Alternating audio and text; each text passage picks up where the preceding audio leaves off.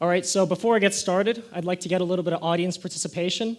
I'd like to see a show of hands as to how many of you can say that history is your favorite subject. Wow, this is a lot more than I expected.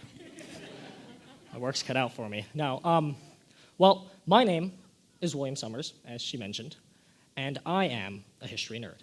Now, I'm sure that all of you who've read the PowerPoint or seen the program have already kind of come to that conclusion. I mean, who would come and talk about history but a history nerd, right?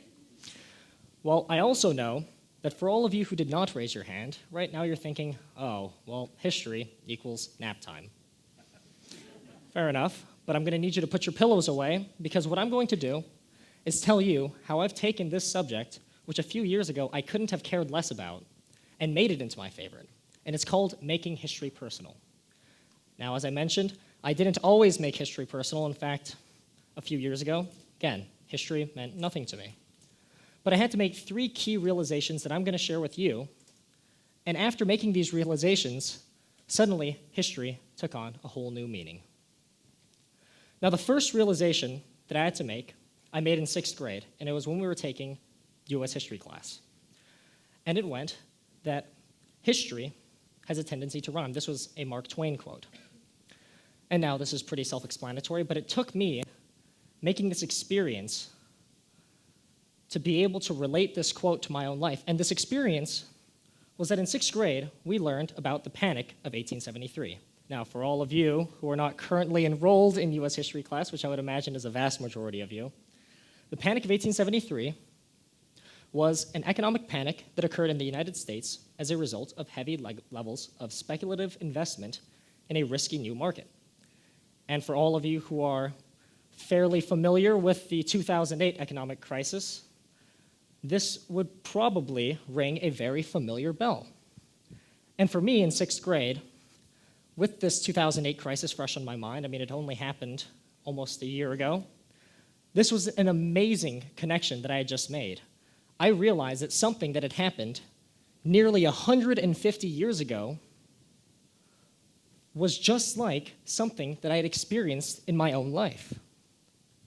And suddenly, I could almost imagine myself riding around on my horse past a bunch of foreclosed log cabins thinking, wow, those guys on Wall Street really screwed us up this time, you know? And suddenly this date, this thing that I had to memorize for my test, was no longer just some unrelatable experience. It was like something that I'd experienced in my own life. And instead of forgetting this right after the test, I haven't forgotten it to this day.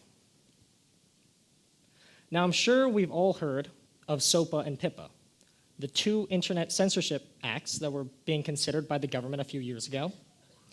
And these led me to my second realization about history. And this realization was that history is the context that bathes the machinery that powers the present.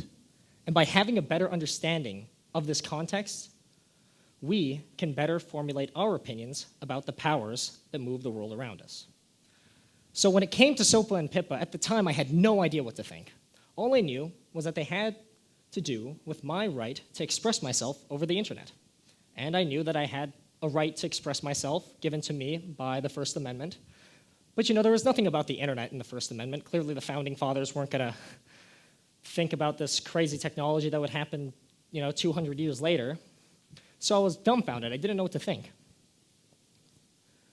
But I used my knowledge of history, and this was the first time I'd done this, and I thought back and I thought, okay, well, what did the Founding Fathers mean when they wrote this little section into the Bill of Rights? What did they mean? Would this include the internet? And how much freedom do I have? And I used my knowledge of history to form my opinion and realize what I thought about this legislation, and it helped me to just have a better supported way of feeling about these 2 pieces of legislation that had the potential to have a big impact on my life and the life of my children, my grandchildren. And it was thanks to history. And when I realized that I just used history in real life, this was amazing. Now, the third realization that I had to make before I could truly make history personal was arguably the most important. And I came to this realization after hearing a quote by the famous author John Green. And it was his definition of history. His definition of history went that history is the story of people on the planet.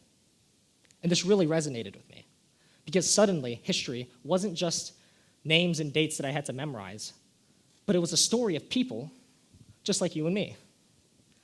And these people have experienced similar experiences, almost the same experiences that you and I have experienced. And so to demonstrate this, I'd like you to kind of close your eyes and imagine for me the early United States. And I mean way back, before the 12th Amendment. So the second place presidential candidate would become the vice president. And at the time, Thomas Jefferson, a Democratic Republican, had just tied Aaron Burr, another Democratic Republican, for the presidency. So this is, of course, a very close presidential race. This went to the House of Representatives.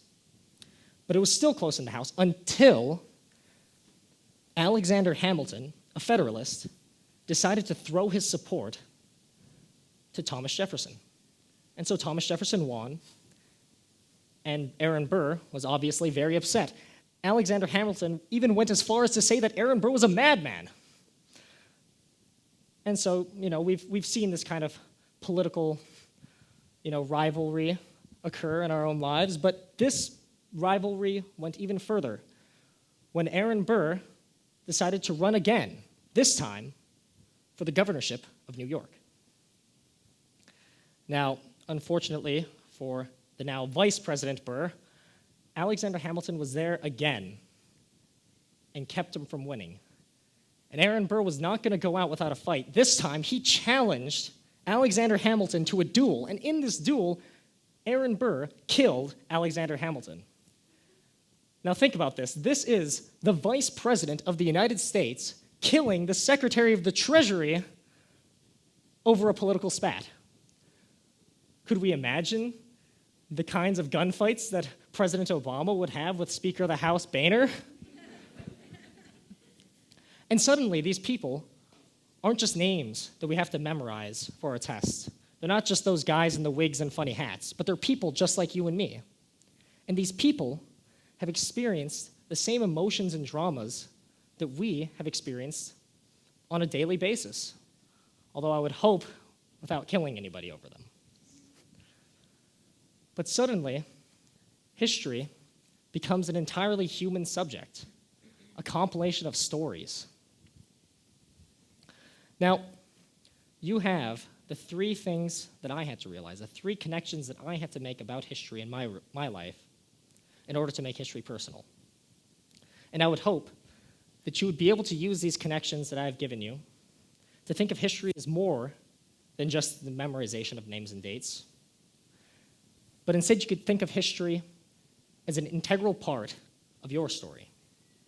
Now just look to your left and look to your right and recognize your neighbors, because what you're doing today will go down in history, whether it be as a result of the wonderful things that I would imagine you're going to do after hearing all these fantastic speakers, but just by being here at the very first TEDxYouth event on Maui. Give yourselves a hand. Thank you.